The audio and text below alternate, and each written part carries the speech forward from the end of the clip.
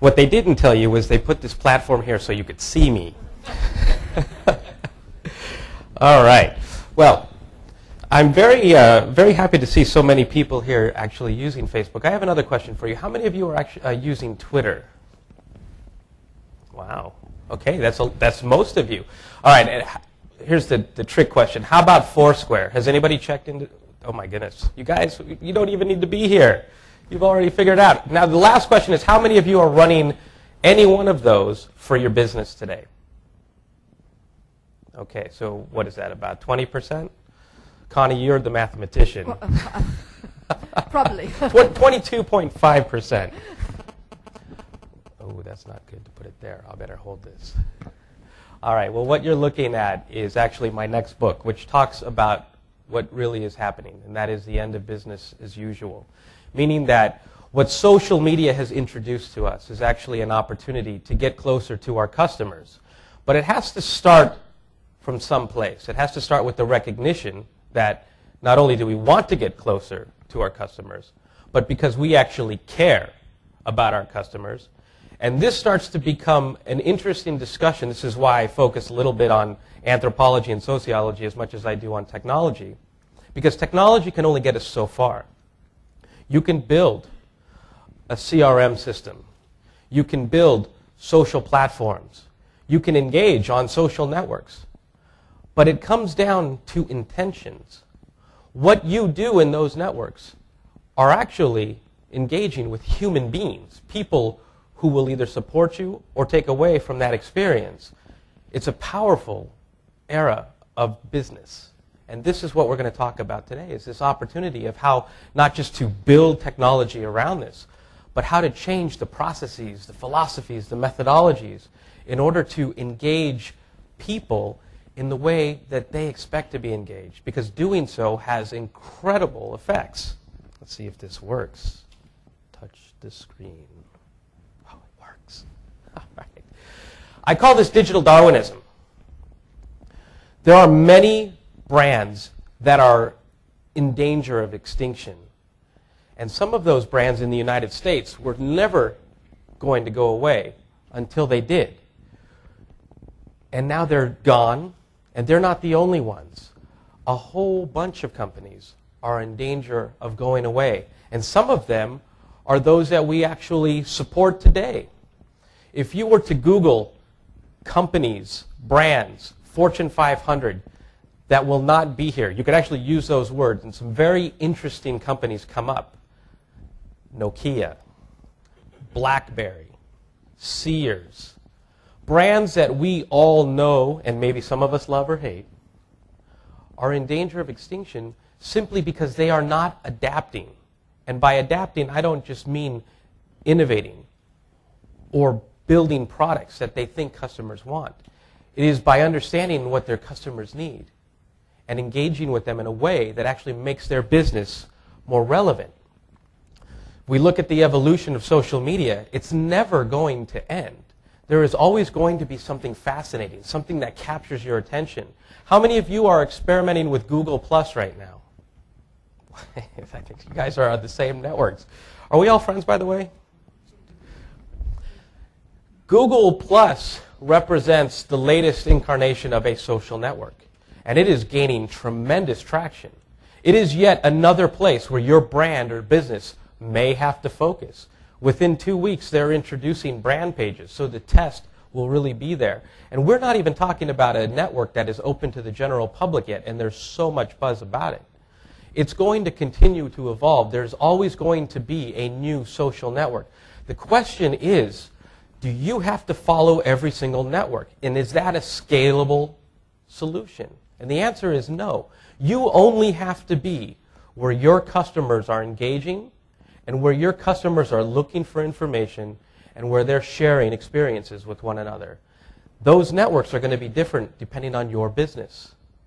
Those networks are going to be different depending on what it is that they seek and what it is that you can provide.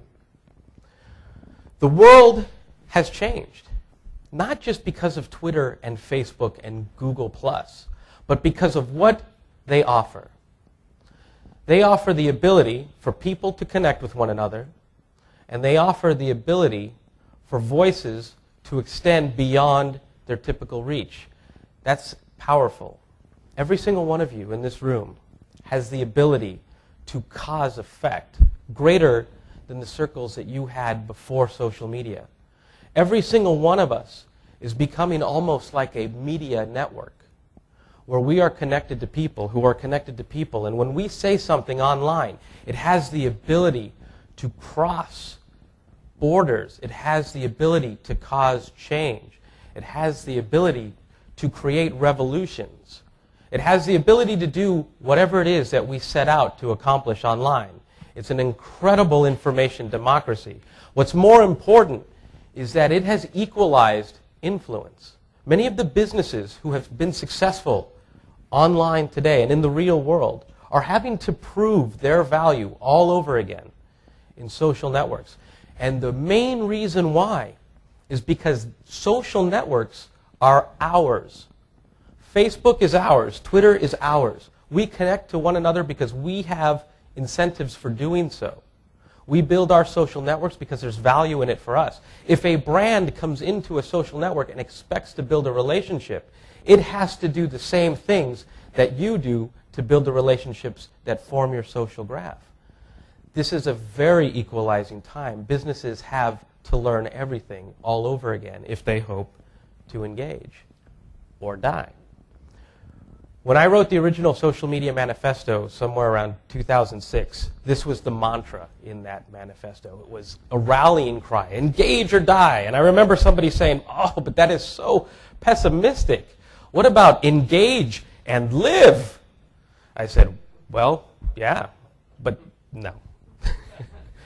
And it was this idea of creating a sense of urgency. This idea of saying, things are changing. Things are changing to the point where it is going to affect you. Maybe not today, maybe not tomorrow, but if you are in business for the long term, I can assure you that things are changing and they will affect the bottom line unless we engage. How many of you have seen marketing that has words like this? Follow us on Facebook. Follow us on Twitter. That is, in many ways, the standard for social media marketing today. If you watch a television commercial or you see a newspaper ad, it will say at the bottom, instead of the URL, it'll have facebook.com/Audi. Now, one more show of hands. When you see an advertisement on television, how many of you rush right to your computer to like that brand? Right, exactly. I think some almost saw one hand go up, but still. The point is that you don't do that because there is no incentive for doing that.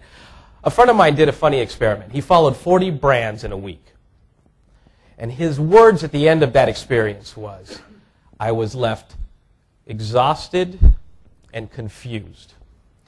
Of those 40 brands that he followed, he said only one gave him a reason why he should follow that brand, meaning this is what you'll get out of the experience if you connect with us. Otherwise, it's just like opt-in to get spam, and that's not what we want to do. Not even if you entice us with a contest, not even if you entice us with a free iPad if we follow you on Twitter. That's not what this is about. In fact, social media is quickly evolving where it is becoming sophisticated to the point where businesses have to figure this out, have to figure out the data, the insights, the behavior, the patterns, the needs, the challenges, in order to make social media engagement meaningful and effective. I call this the beginning of the end of social media 1.0, right? Follow us on Twitter. Like us on Facebook. There is no value in that for the long term. There is no way you will ever be able to measure ROI with those strategies. And if you look at this slide, you can see that many businesses fall into the bottom left of this, meaning that on the left you have level of effectiveness, on the bottom you have degree of difficulty, meaning things like follow us on Twitter have low degrees of effectiveness. It should be no surprise. Where we see things like engaging influencers and bloggers, where we see engaging in communities and networks outside of those that you own, have high degrees of effectiveness. and high degrees of difficulty. Meaning you get out of your investment what you put into it. Yet if you study the strategies of many of the top brands around the world, you're left to wonder, is this really what social media is all about? Just a conversation on Facebook, just a conversation on Twitter, or is it something more? Is it something more because the consumer expects something that I'm not delivering? And these are important questions to ask, because customers are going to break up with organizations that don't deliver value. It's very true. I'm sure you're familiar with banner blindness. It is something that is plaguing the online advertising industry. And instead of trying to figure out how to improve click-throughs and interactions and outcomes, they just flock to the new networks, Facebook, Twitter, YouTube, as a way of trying to advertise with the same old methodologies and philosophies that are also going to contribute to banner blindness. In this case, it's going to become social blindness. If you ask a consumer why they unfollow and unlike a brand, the same answers are true for Facebook and Twitter. The number one reason is the content became too repetitive or boring over time. So I unliked and I unfollowed it. My stream was polluted with brand messages and marketing. So I unliked and I unfollowed. Or the company posted too frequently. The more you go down, you start to see things like, I just wanted deals, I wanted offers, I wanted incentives, I wanted value. All of the things that businesses aren't necessarily recognizing today. If you read some of the best blogs in the world, or some of the best magazine articles in the world about who is doing well in social media, do you know what the one thing that they share is? That not one of them has asked their customers what they want in social networks. That's huge. Why wouldn't you ask what your customers want in social networks? Because the answers are really revealing.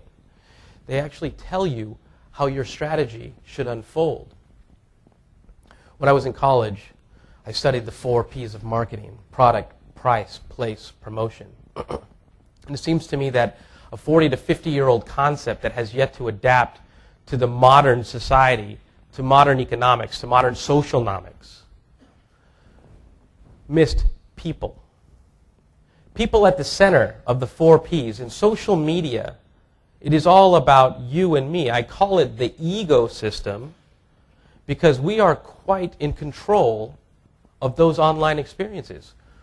Who we follow, what we say, what we read, what we click through, those are all ours to define. So in order to engage in this network, it has to have a people-centric approach. So to make things easier, I've broken out the customer landscape into 3 different groups. And I do this because when you look at how brands are engaging in social media today, it's almost like a traditional web strategy. Have a one-to-many market approach, one-to-many messages, one-to-many value propositions or statements, one-to-many campaigns. That might work for the traditional consumer. The traditional consumer is fine with getting their information from print, from television, from anything other than social networks. And then you have this idea of a digital consumer, somebody who takes to Google when they need to make a decision, somebody who is searching online or visiting your website. These are the individuals that we have learned how to market to very well over the years. These are not the strategies that are going to work for what I call the connected consumer. The connected consumer is on Facebook, is on Twitter, checking in on Foursquare, using a smartphone to get information and to share information. This connected consumer requires a distinct approach because they are empowered, because they know they are empowered. You are the connected consumer. By engaging on Facebook and engaging on Twitter, by even some of you blogging, you have created a position for yourself that has expectations as a result. Those expectations define how you actually engage with a brand. But yet when we go to the marketing departments or when we sit with executives about what we need to do with social media, we're talking to people who most likely don't use Facebook. Oh, that's something that my kids use. looking at it as a generational opportunity instead of actually a way that people find and share information. The connected customer is just that, incredibly connected. And how they find information, what makes them click, what makes them share information is very different. So when we are designing a social media strategy, it has to take into consideration who they are and what they want. I call this the people formerly known as the audience, based on an essay written by a New York University professor named Jay Rosen. He wrote this wonderful essay from the consumer perspective, saying, we are not eyeballs, we are not clicks, we are the people formerly known as the audience. And what he was trying to say, and what I extrapolated from that, was this idea of you are marketing to people who can cause effect for you in real time, effect that is immediately measurable. And by trying to market at them, or by simply trying to placate them with conversations, you are not engaging your customer. You are not driving intended outcomes or measurable outcomes that give you ROI. In fact, what I call this now is an audience with an audience of audiences. So of all of you people who are using Twitter, let me see a show of hands. How many of you are on Twitter right now? Okay. So this is a good example of the consumer that you're trying to reach. They are always on. They are always engaged. They are always connected. This is your audience with an audience, trying to connect with somebody who is also connected and engaged in doing everything that they do online every day, whether it's on the laptop, whether it's on the mobile phone, what have you. You are trying to plug into a connected society where people become your network in order to trigger the kinds of effects that you want. It's not going to say, hey, if you follow us, you might have a chance to win an iPad. Why should I follow you? I don't know. I'm just going to talk. How about we design strategies that give people what they want, that activate these networks, that grow your community because there's value there. Because if you don't,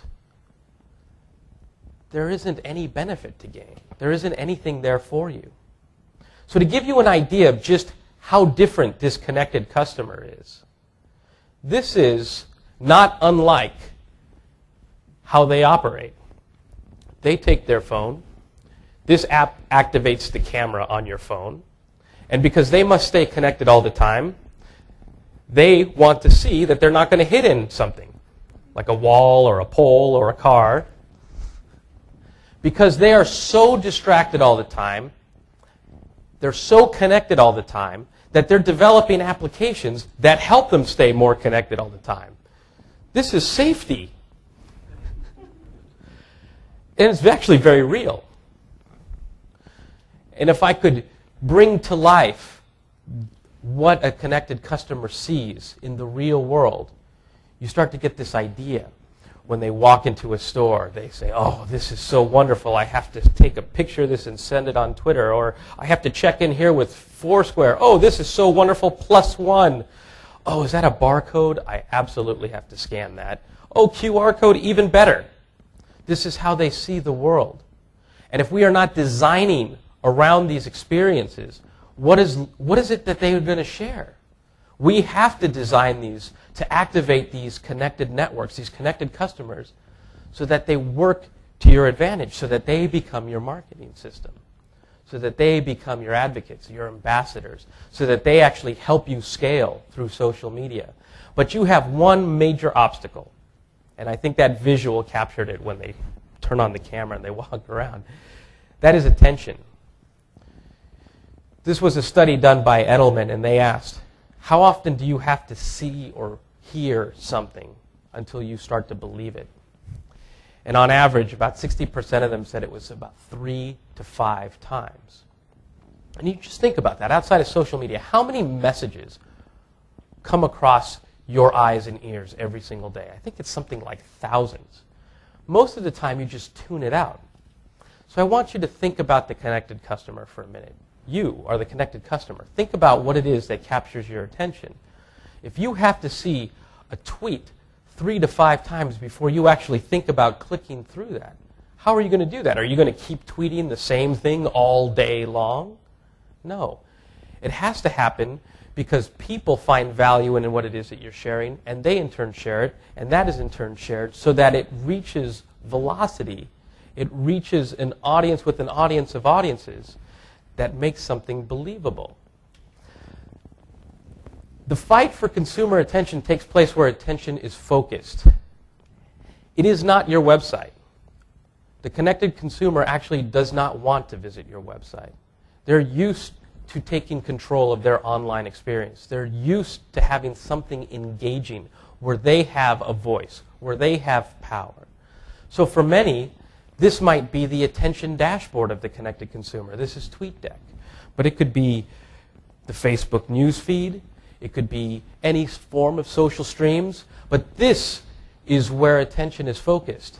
And for the connected consumer, you have to step outside of your comfort zone in order to engage their attention, in order to engage their attention where it's focused. And that's going to be part you, and partly because of the customers that you engage, who in turn act as your advocates, your ambassadors. This was a study done, a visual heat map, around just online content. And as you can see, all of the eyeballs are focused on the content. No surprise, right? If you see the little green boxes around, that's the online banners and advertisements. I highlighted those for you so you could see where eyeballs aren't looking. And so if we look at social media engagement, it has to happen in the stream. The value has to be there based on what you say and based on what they say. In fact, this is so powerful that it's not about what you say about yourself, it's about what people say about you that are starting to define your brand. I've sat in many conference rooms over the course of my career where we sit with executives and we sit with creative agencies and we come up with brands and the vision and the words and the experience that we want to create. And then we bring it to life with advertisements and marketing programs, spokespeople.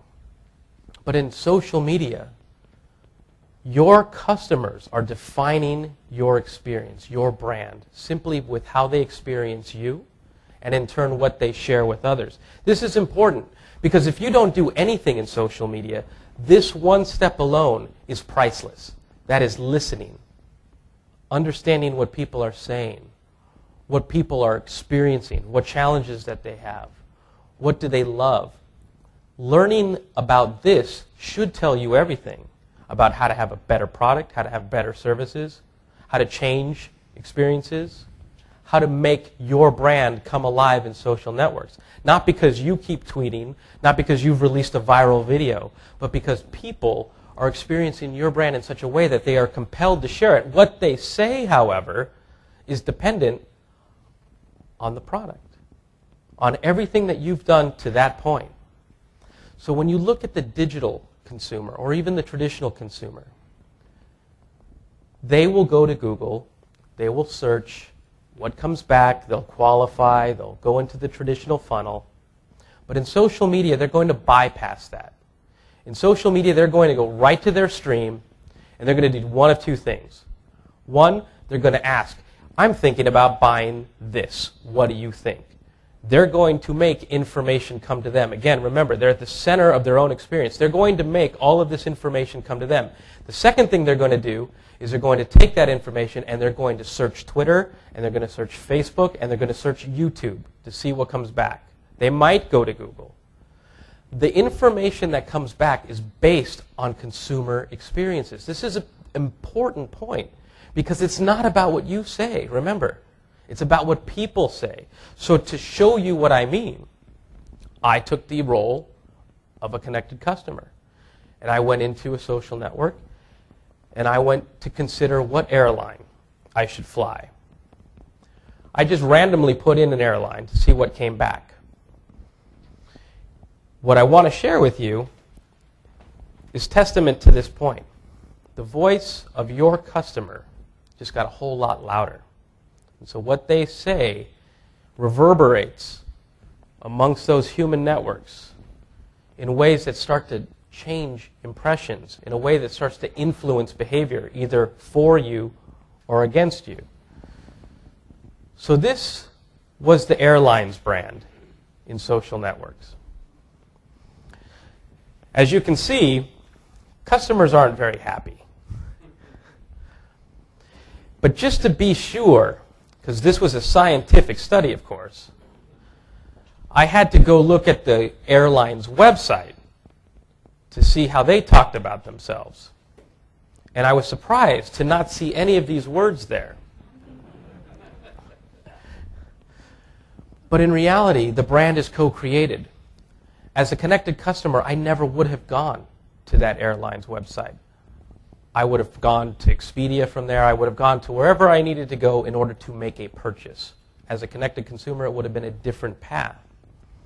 But I would now not consider this airline based on what my friends say about it. The irony of this, I won't say who it is, but the irony is that I was actually flying this airline recently, and their cocktail napkins said, "Like us on Facebook, follow us on Twitter." I said, I don't think this is such a good idea. I've got this great slide I should show you. You know, part of the problem is that it's not about marketing. Everything about this is the experience. They were on the flight. It was late. The flight attendants were horrible. The people at the gate couldn't care less about the customer. Everything about that was the brand experience, meaning that for you, it's not just about marketing. It's about designing a better experience for your brand and for your business. Social media, just at the very least, can give you insight as to whether or not it's working, let alone trying to engage. It helps you become more meaningful, more relevant. Because the future of business is defined through these shared experiences. Just think about this for a moment. That airline is probably not terribly affected by this yet. But as social media becomes more prevalent amongst society, when billions of people share that experience, I can assure you it impacts the bottom line to a point where they're going to say, uh-oh. But for many businesses, leaders are supposed to prevent that moment from happening. Look at Nokia. Look at BlackBerry.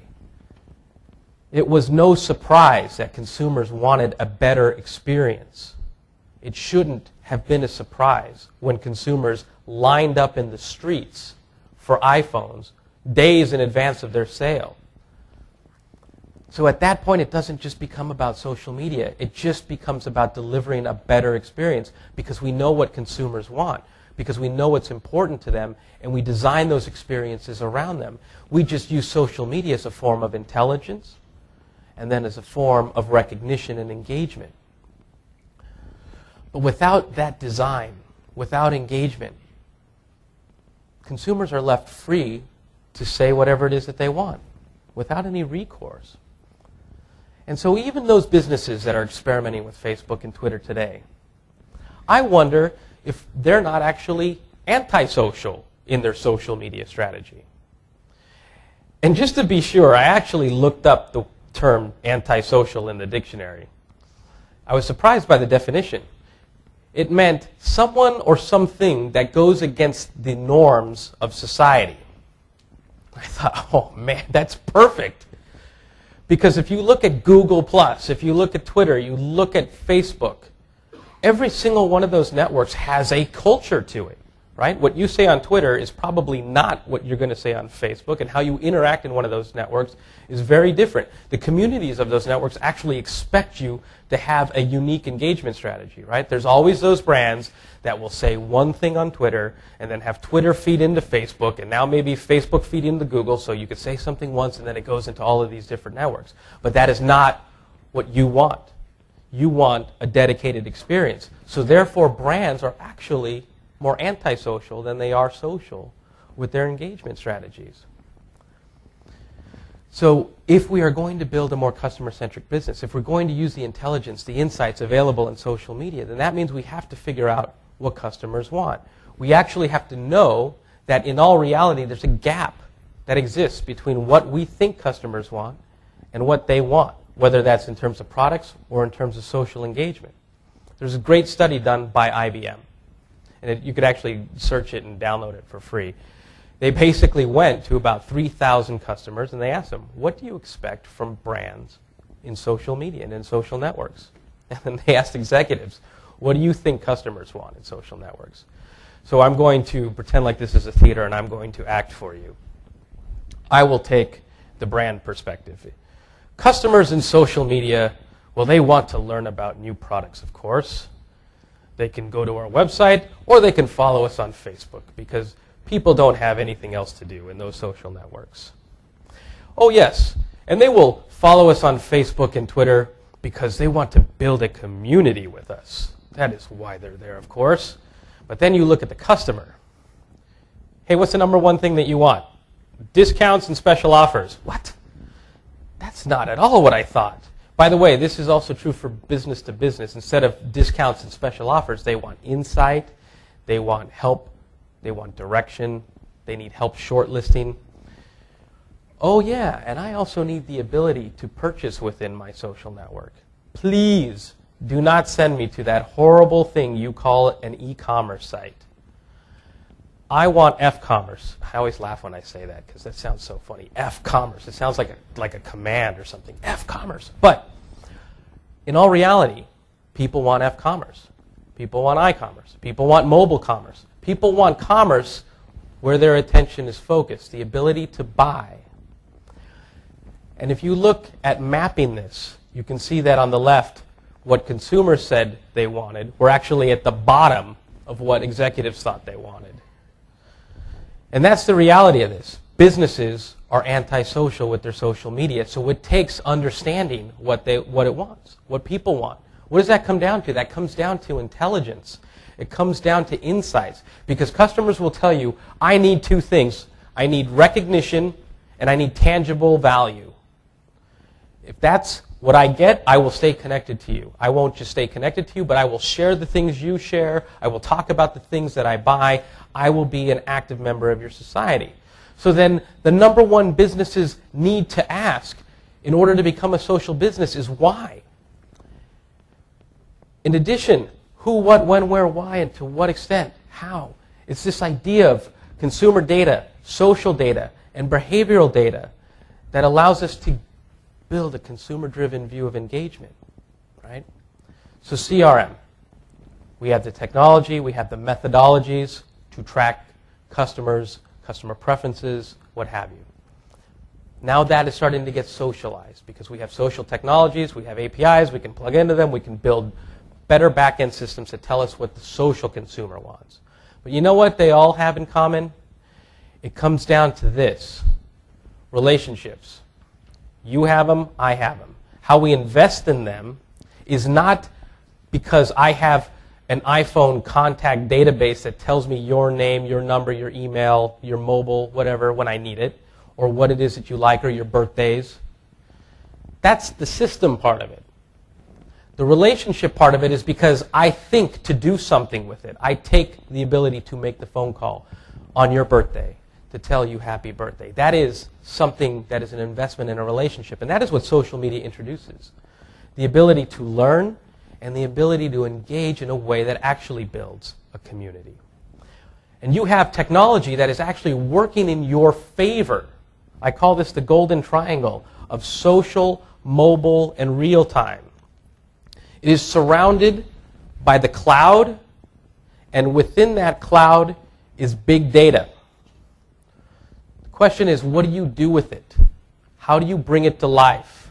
How do you engage? How do you look at technology? How do you look at opportunities? How do you look at customer needs and wants and start to weigh where it is that your focus should be? Because you could bring in all of this data. It's like putting a fire hose to your mouth. Or you can start to glean the insights and then prioritize based on business objectives. But the biggest evolution in all of this is how do you translate that data? How do you translate that behavior into commerce? Everything changes as we're studying this. Everything changes with when we're building these presences, when we're building these profiles with outcomes in mind. How many people still live by the funnel? I meet people all day, every day. and part of their title is, hello, I'm so-and-so. I'm focused on the top end of the funnel. I'm so-and-so. My job is focused on the bottom end of the funnel. That's great. Show me the person who's focused on the social consumer. Oh, we don't have that person. Aren't they just like everybody else? No, they're not. So what I'm going to introduce to you is how the social consumer makes a decision. And it is not as beautiful as this. It's not as simple as this. It's actually quite complex. It's broken out into 4 stages. And I do this because now you can reverse engineer understanding how consumers are making decisions so that you can build an experience for them. Formulation, pre-commerce, commerce, and post-commerce. It's now more of an ellipse. And the most interesting thing about this is that it never ends. The social consumer never remains loyal for life unless you continually earn their loyalty. Because your brand strength is going to be tested. They might love you right now, but when they go to make a decision, they're going to take to their networks, and they're going to ask for input. And they're either going to reconsider, or some brands have figured out when somebody asks a question, they can answer. And some of those are your competitors. And once they narrow down their selections, do you know what else they do? They actually ramp their selections up at the same time based on what their friends said. So they might eliminate a few, and they'll add a few, maybe add a few more. This is when they actually start to do a little bit more research. They'll read reviews. They might go to Google. They'll ask brands. They'll ask the businesses themselves, I need your input on something. Some brands listen, some don't. Some competitors listen and respond. Interruption points are all over the place. And when a decision is made, one of 2 things, or actually both of these things are going to happen. One, they're going to tweet about it or blog about it.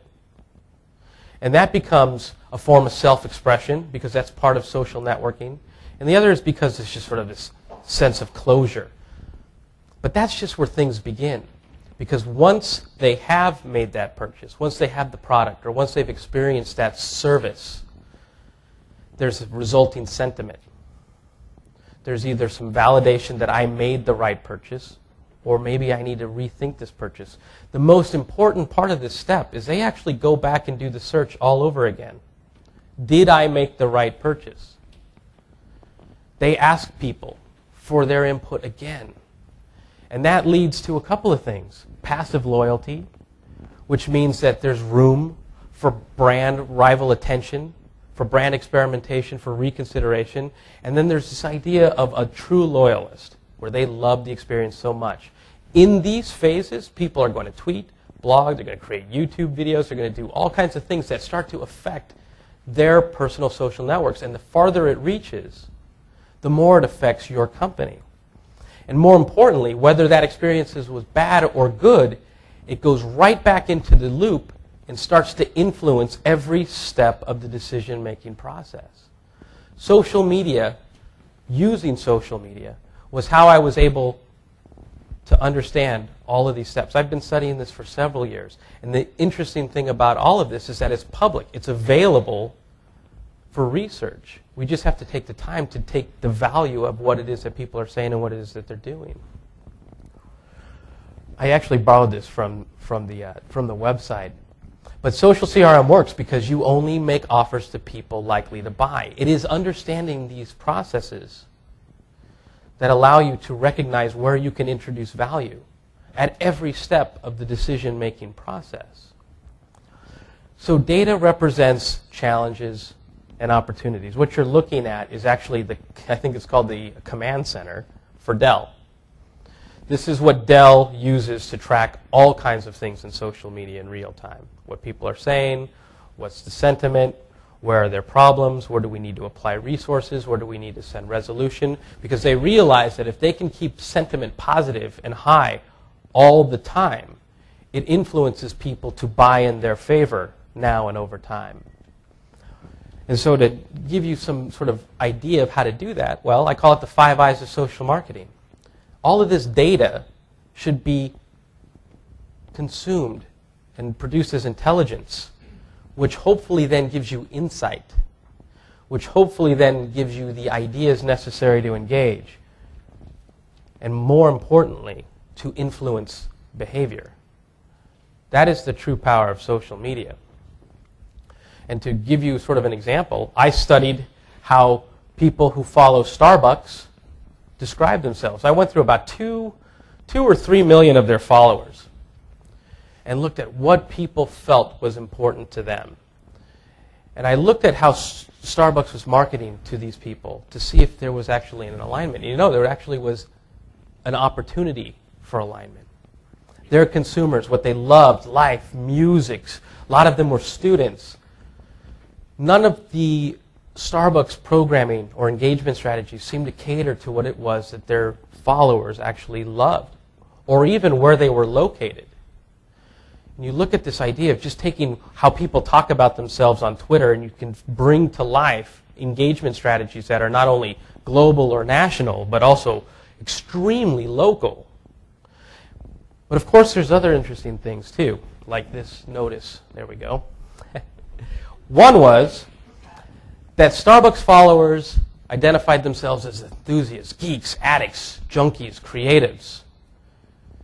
Music, food, of course, coffee, and fashion were the most popular areas of interest for them. They like dogs more than cats. All of this from Twitter. And that students accounted for more than any single profession in the field. And not one of their programs was actually dedicated to students. Everything that I learned just from a quick study of open Twitter data allowed me to tell Starbucks, I actually published this as a report, how they should think about engaging in social media simply based on the intelligence that's freely available. And when you apply that intelligence to what the concept of a social business is that it is engaged, it is connected, and it is adaptive, meaning that what it learns, what you learn, and what you apply back into the organization actually earns relevance, which is probably one of the most strategic differentiators for your business in the next 10 years, is how do you design it to be adaptive and relevant based on these insights that are freely available, that are coming at you. And once you have those insights, then you can turn them into actionable strategies. I say that the at sign is now the universal sign for engagement. And that is your opportunity to not just connect with customers, but to deliver value to them now and over time based on what it is that they seek. Do you know that I actually researched the definition of engagement, and I could not find it other than military terms, engage your enemy. But what I was trying to learn was actually what it meant for businesses moving forward to be more meaningful to their customer base. And so I took a crack at a definition. Engagement is defined by how a brand and a consumer connect and interact within their network of relevance. Not your network, their network. You have a gap with the social consumer. It's not about who you're connected to today, it's about who you're not connected to today. The only way to close that gap is to engage. And the only way to have meaningful engagement is to take that intelligence and that insight that is out there. Because in the end, engagement is measured by the takeaway value, the sentiment, and the resulting actions that follow that exchange. Consumers, you, me, in social networks, we're in control, we're in charge. And we surround ourselves with people that we trust, that we value, that we love, that we respect, that we admire. Some of those people we know, and some of those people we don't know, but we like what they stand for. How many of you are connected to somebody in a social network that you've never met? Wow, all right, almost every one of you. This is actually an important point. What started as the social graph, right, the people that you were connected to, that you know, that you're related to, that you might work with, is now shifting into what we call an interest graph. The people that you connect to because of common interests, because of common themes, right? We all might be connected on Twitter, not because we know one another, but because we share an interest in learning about social media. And the people that we follow might be shared. But this is important because it's about peers, it's about experts, and it's about influencers. So we are going to make information, or we're going to make a decision about a brand or a business based on information that permeates what I call this trust zone in one of two ways. Number one, a business has earned our connection. Number two, someone who is already connected to that business has earned our attention and connection. Getting into the trust zone is hopefully the goal of everybody in this room. One way to do it, when you can't do it directly, is to engage with an influencer. Somebody who is respected by everybody else within the social networks around a common topic. The question is, do you know who your influencers are in your market? If you actually look at the carpet, you see all of these concentric circles. And this is actually representation of what the market looks like. It's fragmented. Some of them overlap, some of them are unique, some of them are distinct, and there are people who influence those markets that you can plug into so you don't have to do all of the hard work. Because if you ask people who it is that influences them, a surprising answer comes back. This is the same part of the Edelman research, where for the first time in 10 years, it has shifted from peers to experts or academics. It was widely believed that people were making decisions based on what their friends said. Now, they are qualifying opportunities based on what their friends say, but they're looking to experts or academics or influencers to help them make decisions, to help them learn. There was a time where we believed that content was king. But now, as we move to the interest graph, the reality is that context is king. So influencers, relevance, insights, intelligence, all of these things that gives us what we need in order to be more engaging. And there's tools out there that you could actually use freely to figure out who your influencers are. For example, there's Clout, there's Impact, there's Peer Index. Peer Index is in London. These companies are designed to help you find your influencers right now. You can run them through their systems. You could run it through any one of your dashboards to learn what it is that makes them an influencer, what it is that they prefer, what it is that makes them an influencer, what it is that they say, who it is that they connect to. And you can actually engage in a way that extends far beyond your reach. So to prove the point, what you're looking at right now is a group of influencers for an incredibly vertical business-to-business company. And I did this manually for that company to prove that regardless of what industry you're in, there are always a network of influencers for you. What you see are the different colors of Facebook, Twitter, blogs, YouTube. And the interesting thing about this research was that all of their influencers are actually following one another. They all know who each other are, and they follow them to stay connected. And when I looked at their marketing team, and I met with their communications team and their advertising team, I threw all of these names out, and I said, do you know of any of these people? Nobody.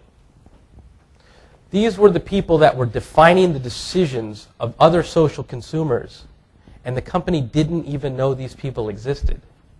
The collective reach of these people, by the way, is in the millions. It's bigger than any media buy that they had, any earned media strategy that they had. This is an opportunity to build new relationships, to trigger actions and outcomes, and to feed a community in a way that they get value or that they take value in. So the question is, following this, understanding that social media is not just about conversations, is are you going to design your campaigns around measurable and meaningful outcomes? I actually read this study that hasn't been published yet around many, many executives that said that they cannot measure social media because they don't know what to measure. And at the same time, you look at this study that tells you that moving into 2012, executives need to know if social media is going to require continued or increased investment, well, then we better understand how to get ROI. We better understand how this translates to lead generation. We better figure out how to get people to buy. So these are the drivers that are not unlike the rest of the world, strategies around e-commerce, around websites, around all of the things that we're trying to measure in order to move people in a particular direction. But for some reason, social media simplifies the total equation where people just don't think that they have to measure anything at all. Of course, there's branding, But you can't measure ROI, you can't measure return on investment if you don't know what the R stands for. And that R stands for return. So what is it that you actually want? If you looked at what's being called Likenomics, there are actually companies that are measuring these things in Facebook right now, the value of product spending, loyalty, recommendations, brand affinity, media value. There are companies that are providing these answers for brands. I think Connie introduced us to the fact that we were worth $3.60. This particular company found some very interesting things. Facebook fans spent $72 more per year than non-fans. There's actually studies that show how much more people spend if they're connected on Twitter than those who are not connected on Twitter. And in this case, for one particular brand, the average value of a Facebook fan was $136. And that's because every business is different. But the truth is that you can measure the value of your friends, your fans, your followers once you've designed outcomes into the strategy, or once you've designed ways to measure their activity. So social media works. It makes people spend more money. It makes people recommend you to many, many, many more people because they're incredibly connected. The question is, do we understand how to trigger what I call the art of social media? Actions, reactions, and transactions. It can't just be about a conversation. It has to be about value and desired outcomes, and designing those into the program so that you actually have something to measure. And this has to happen at the beginning. Once you have all of this intelligence, once you know who's influencing your market, what is it that you want out of this? I want to inspire something. I want to sell something. I want to influence, change, build, help, discover. I want to do this. And it is in that definition that you have something to measure. Social media is incredibly powerful for many, many reasons. But most importantly, it allows you to figure out how to be more relevant, how to trigger actions and outcomes, how to improve conversion ratios, how to measure your engagement, how to come up with new ideas that build better products, that allow you to be more meaningful to your customers, how to build better relationships, how to be a social business. So I'll leave you with a few words of advice. And that is, social media is too new to have already made up your mind. It is too new to have already established that it is only good for friends, fans, and followers. It is too new to look to Google to find best case examples of, to find success stories of, to find other businesses and how they're using social media so that that can inspire your strategy. The advice that I give you is don't. It's like saying, think outside of the box. And all of those examples are the box. There is no box. Social media is too new, and many businesses, and I work with a lot, and I've studied a lot as well, don't actually think about it in the way that we've spent the last hour talking about social media today. So I threw a lot of things at you, but it's because social media actually gives you an opportunity to not just measure ROI, but to have a much more significant relationship with your customers, to actually have a brighter future for your business because you care, because you're paying attention, and because you're engaged. And as the social consumer grows in size and reach, your business can grow along with it. Because of those three consumer segments that I shared with you, traditional, digital, and connected, only one of those three is a growing consumer space, and that's the connected space. So this is your time to actually learn from people how to be more valuable to them. This is your time to actually take all of this data, interpret the data into intelligence, but also into data that you can show to your executives to say, this is why social media is important for us today and tomorrow. It can't just be because, well, that's what everybody else is doing, we better do it too. It has to be because you learned something from the research, because you learned and you listened before you ever said anything. You learned and listened before you even built a Facebook brand page or a Twitter page or a YouTube channel. Understanding what a consumer wants, what it is that they need, how it is that they connect with one another, how it is that they find and share information, are all of your keys, all of your ingredients to build not only a successful marketing initiative, not only a successful customer service initiative, but to actually build a brand that people talk about, not like that airline, but in a way that's incredibly positive and influential in the process. So this is your time to actually change the future of business. So with that, thank you very much.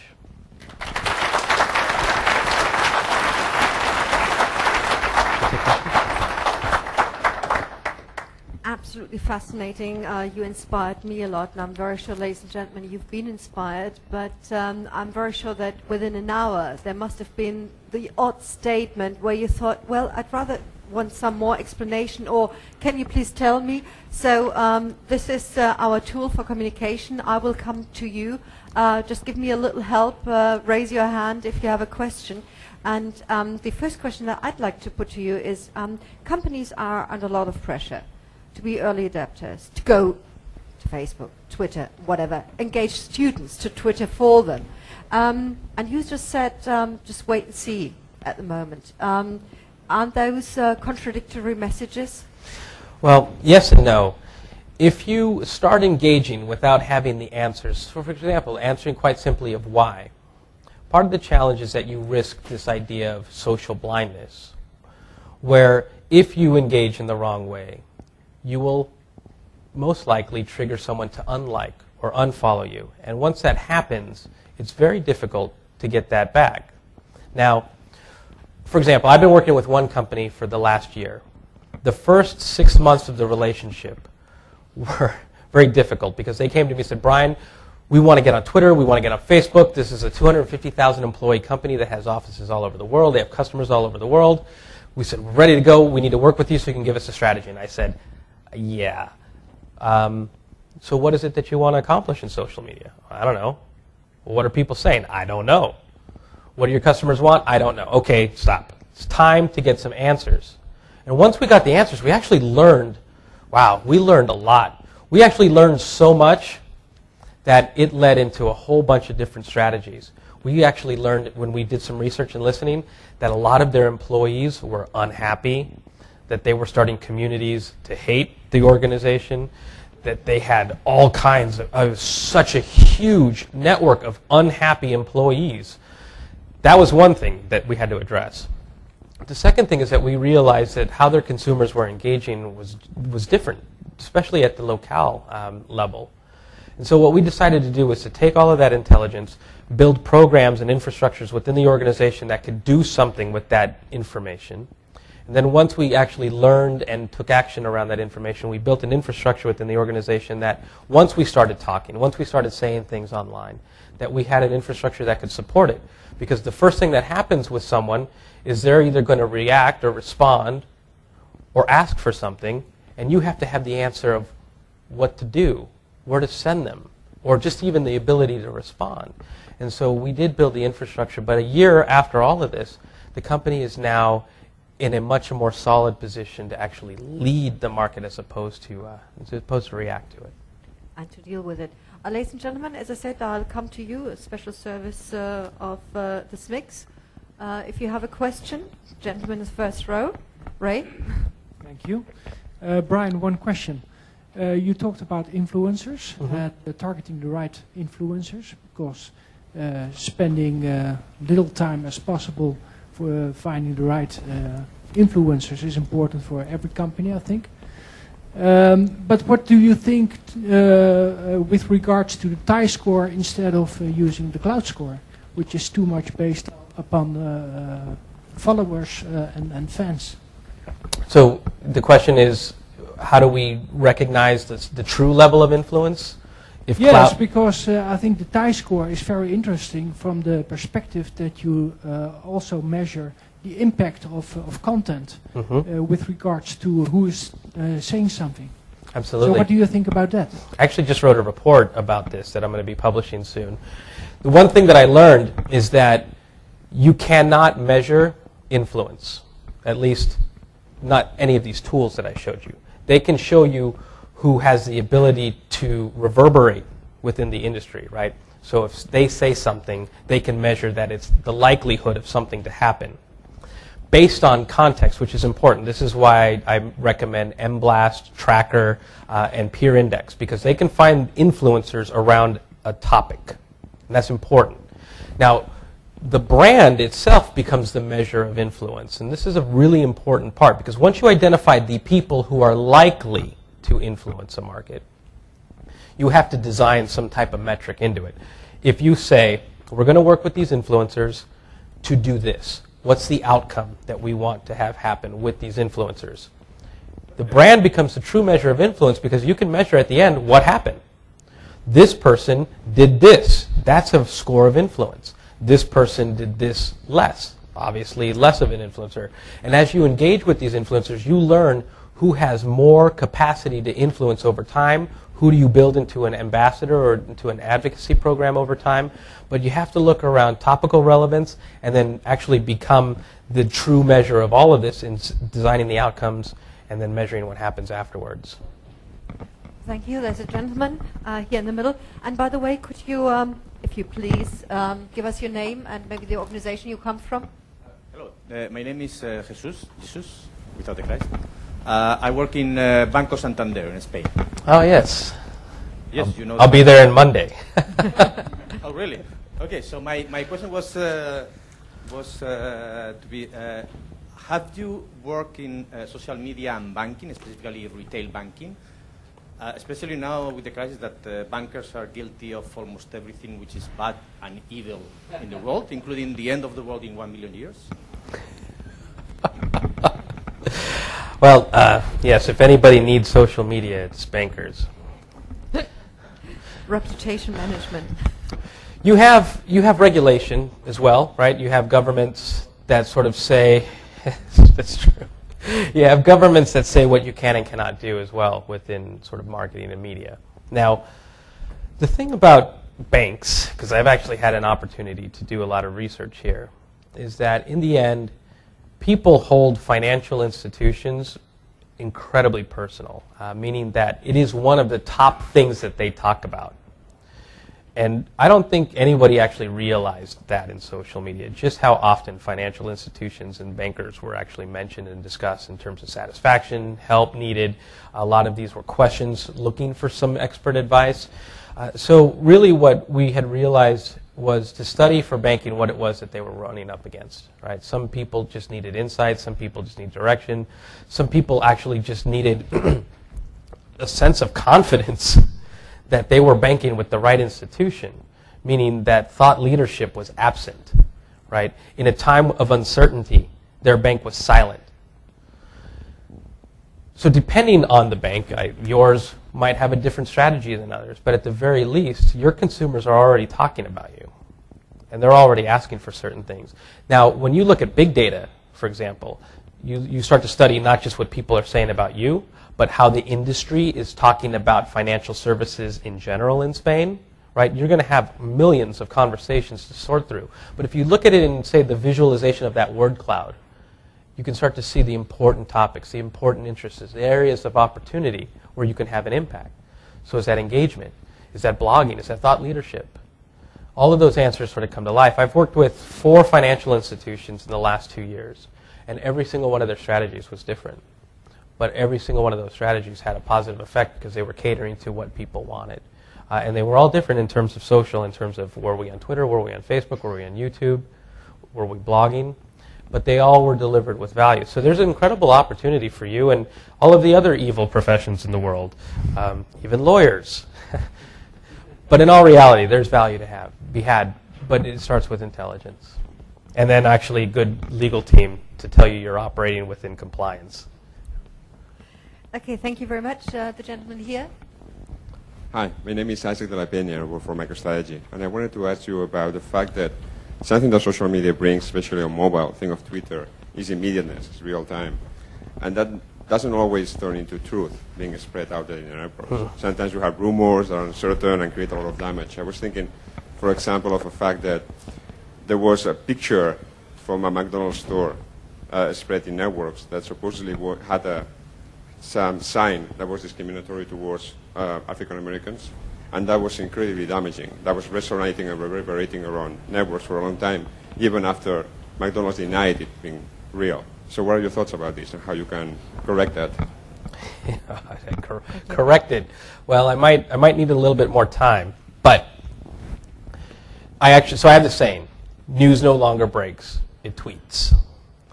And the reality is, and just ask any journalist in this room, what they think about the spread of misinformation or information that's not fact-checked, and the ability that they actually have to compete with this as a network, right?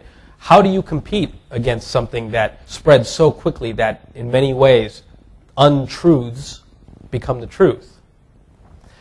I don't really have an answer to that, except to have someone constantly checking the pulse of information related to your brand to surface opportunities when something is being spread that is not true, or if it is true, that you have a crisis engagement strategy in place. If those followed that Domino's Pizza fiasco about a year or so ago, where the employees were in the back of the kitchen doing very nasty things with the food, and they were so brilliant that they filmed it and put it on YouTube, that information spread very fast, and that turned out to be true. And there was not a crisis engagement strategy in place. So a lot of people saw that, and that made the major media. The same thing can happen for untruths.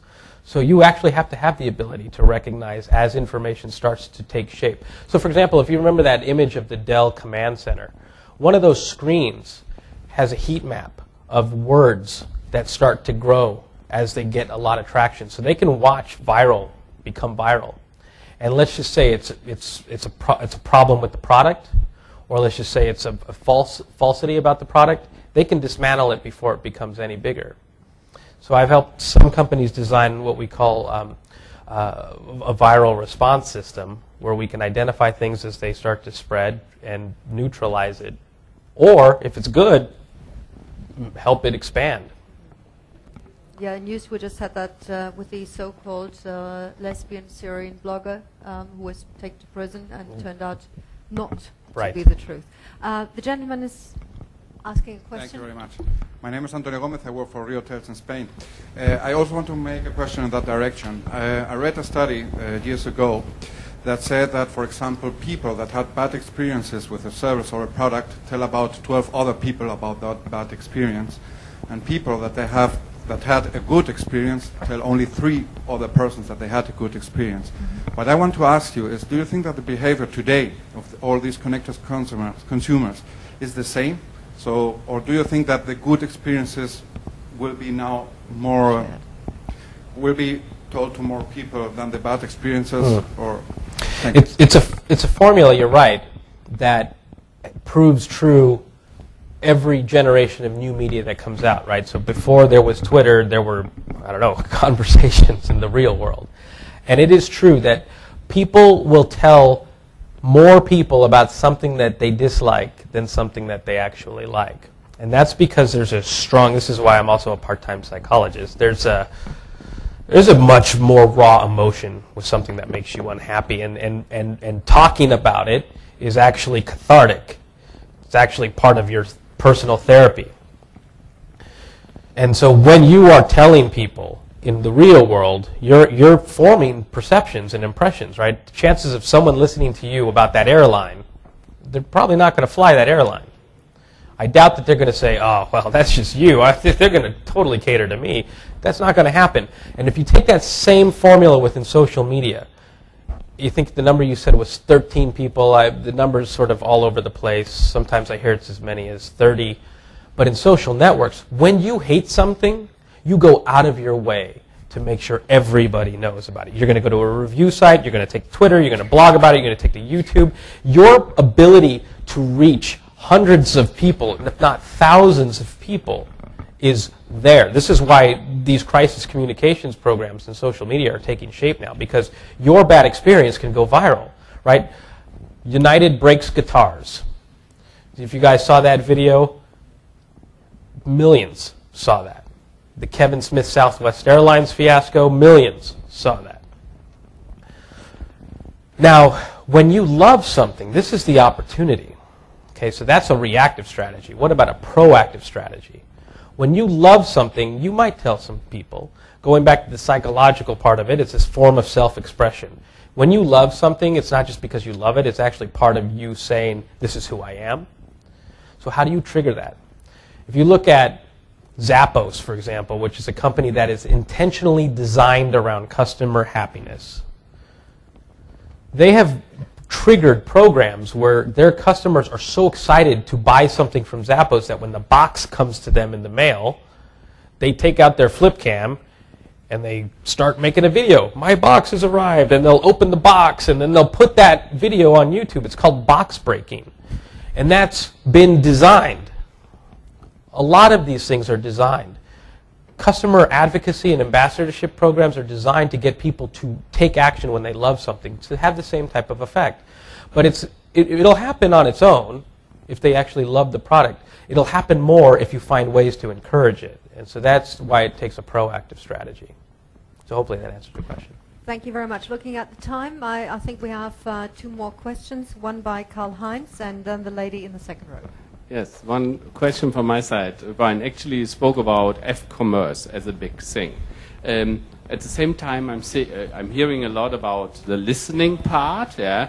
So, do you think that enough companies are already thinking about the act part and act including transact? Because at the end of the day, you do only F-commerce when there is a transaction at the end of the procedure.